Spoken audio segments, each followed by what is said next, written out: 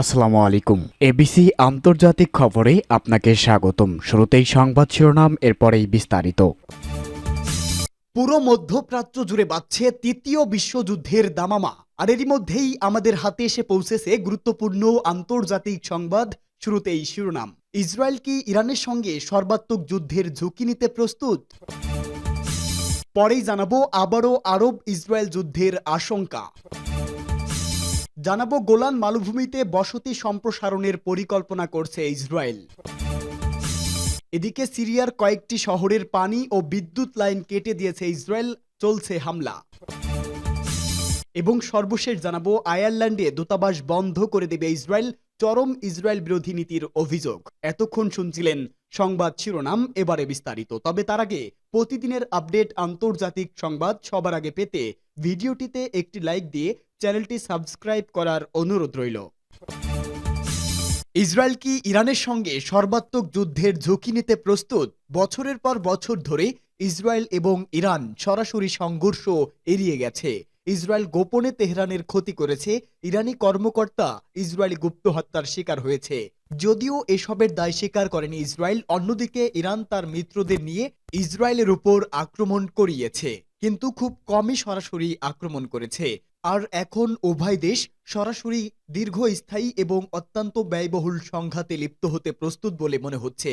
আর এতে মধ্যপ্রাচ্য জুড়ে যুদ্ধ ছড়িয়ে পড়ার আশঙ্কা দেখা দিয়েছে। আসলেই কি ইরানের সঙ্গে সর্বাত্মক যুদ্ধের ঝুঁকি নিতে প্রস্তুত ইসরায়েল? এ নিয়ে মার্কিন সংবাদ মাধ্যম দ্য নিউ ইয়র্ক টাইমস এক বিশেষ প্রতিবেদন প্রকাশ করেছে। প্রতিবেদনে বলা হয়, ইসরায়েল যখন ইরানের সবচেয়ে শক্তিশালী মিত্র হিজবুল্লাহর স্থাপনা লক্ষ্য করে আক্রমণ চালায়, তখন ইসরায়েলের উপর 6 মাসের মধ্যে দ্বিতীয় বৃহত্তম ক্ষেপণাস্ত্র হামলা চালায় ইরান।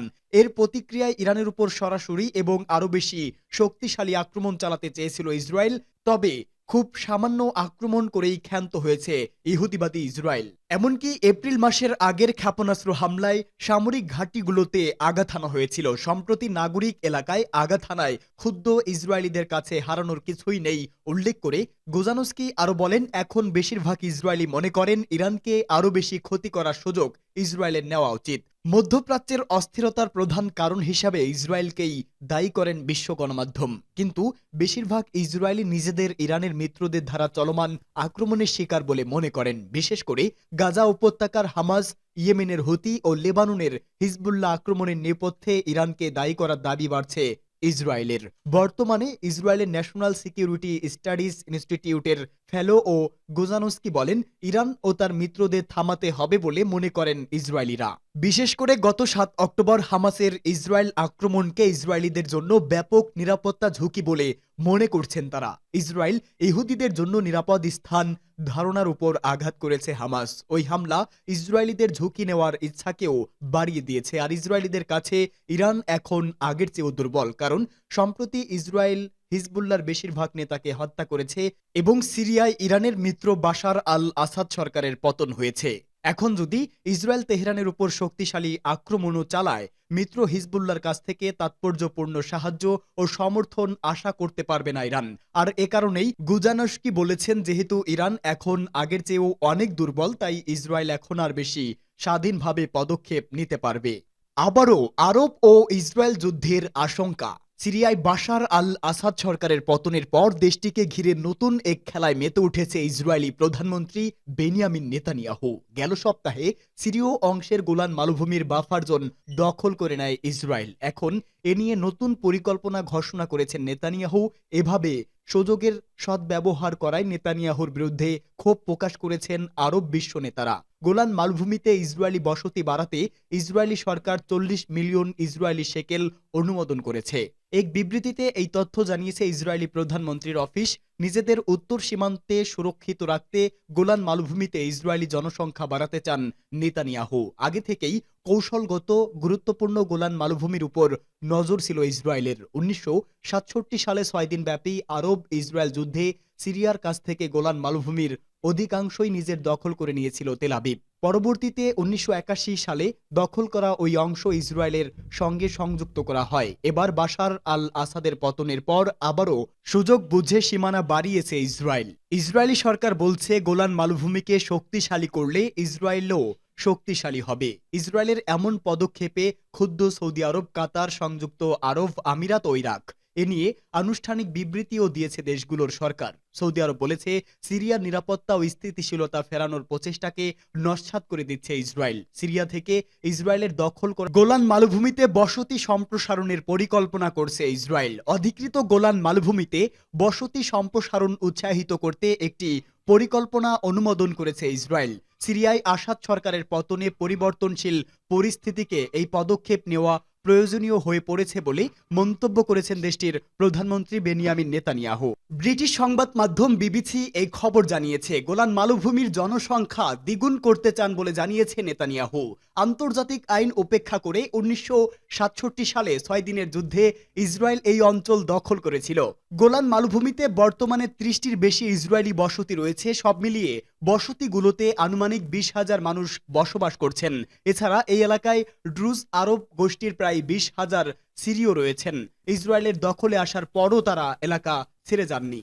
আসাদ সরকার পতনের পর গোলান মালভূমি ও সিরিয়ার মধ্যে একটি বাফার জোনে অবস্থান নিয়েছে ইসরায়েলি বাহিনী। তারা বলেছে, দামেস্কে ক্ষমতার পট পরিবর্তনের কারণে দুদেশের মধ্যে যুদ্ধবিরতি ব্যবস্থা কার্যত ভেঙে পড়েছে।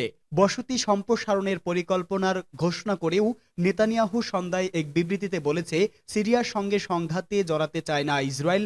বাস্তবতার প্রেক্ষাপটে তাদের সিরিয়া নীতি নির্ধারিত হবে। ইসরায়েলি বসতি স্থাপন আন্তর্জাতিক আইনের পরিপন্থী বলেও তার তোয়াক্কা করে না তেল আবিব। এ বিষয়ে নেতানিয়াহু বলেছেন, গোলান মালভূমির এই এলাকা আমরা ছাড়ব না। এখানে আমরা উন্নয়ন করব এবং আরও বসতি স্থাপন করব। তবে নেতানিয়াহুর পরিকল্পনায় আপত্তি জানিয়ে দেশটির সাবেক প্রধানমন্ত্রী ইহুদ ওয়ালমার্ট বলেছেন, গোলান মালভূমিতে সম্প্রসারণের কোনো প্রয়োজনীয়তা দেখছেন না তিনি। সিরিয়ার কয়েকটি শহরের পানি ও বিদ্যুৎ লাইন কেটে দিয়েছে ইসরায়েল। ইহুদিবাদী ইসরায়েলের সেনারা সিরিয়ার কুইনেত্রা প্রদেশের কয়েকটি শহরে ট্যাঙ্ক দিয়ে গোলাবর্ষণ করেছে। এতে এসব শহরের বহু রাস্তাঘাট ধ্বংস হয়েছে এবং পানি ও বিদ্যুৎ সরবরাহ বিচ্ছিন্ন হয়ে গেছে। প্রকাশিত এক প্রতিবেদনে বলা হয়েছে, ইহুদিবাদী ইসরায়েলের বাহিনী কুনেত্রা প্রদেশের বিভিন্ন এলাকা খালি করার জন্য যে আহ্বান জানিয়েছেন, সেখানকার বহু মানুষ তা প্রত্যাখ্যান করেছে। এজন্য ইসরায়েলি বাহিনী পানি ও বিদ্যুৎ সরবরাহ লাইন ধ্বংস করেছে।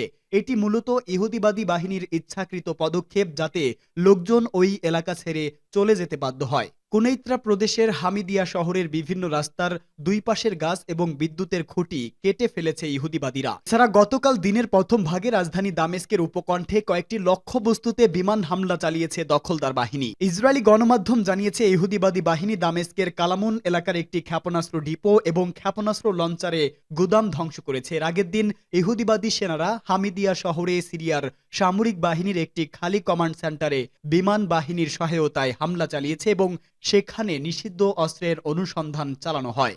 আয়ারল্যান্ডের দূতাবাস বন্ধ করে দেবে ইসরায়েল। ইহুদিবাদী ইসরায়েল ঘোষণা করেছে যে আয়ারল্যান্ড সরকারের চরম ইসরায়েল বিরোধী নীতির কারণে ডাবলিনে ইসরায়েলের দূতাবাস বন্ধ করে দেওয়া হবে। ইসরায়েলের পররাষ্ট্রমন্ত্রী গিদিওয়ান শাহআর গতকাল এক বিবৃতিতে এই ঘোষণা দিয়েছেন। তিনি বলেন, আয়ারল্যান্ড সরকারের চরম ইসরায়েল বিরোধী নীতির কারণে তারা এই সিদ্ধান্ত নিয়েছেন।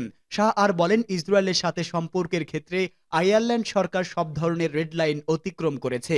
এর আগে একতরফাভাবে ফিলিস্তিনকে রাষ্ট্র হিসাবে স্বীকৃতি দেওয়ার কারণে ডাবলিনে নিযুক্ত ইসরায়েলি রাষ্ট্রদূতকে ডেকে পাঠানো হয়েছে বলেও তিনি উল্লেখ করেন। ইসরায়েলের পররাষ্ট্রমন্ত্রী আরো বলেন, বিশ্বের বিভিন্ন দেশ যারা ইসরায়েলের সাথে সম্পর্ক চায় কিন্তু এখনো দূতাবাস নেই, সেসব দেশের সাথে দ্বিপাক্ষীয় সম্পর্ক উন্নয়নের জন্য তেল আবিব তার কূটনৈতিক নেটওয়ার্ক কাজে লাগাবে। তিনি আরো বলেন, ইসরায়েল আগামী বছরে মালদোভায় একটি দূতাবাস খুলবে। এজন্য একটি উপযুক্ত স্থান খুঁজে বের করার এবং একজন রাষ্ট্রদূত নিয়োগের প্রতিক্রিয়া শুরু করেছে। ফিলিস্তিনের অবরুদ্ধ গাজা উপত্যকায় ইহুদিবাদী ইসরায়েল যে হামলা চালিয়ে আসছে, সে ব্যাপারে আন্তর্জাতিক অপরাধ আদালতে দক্ষিণ আফ্রিকার দায়ের করা মামলার প্রতি গত সপ্তাহে আনুষ্ঠানিকভাবে সমর্থন দিয়েছে আয়ারল্যান্ড সরকার।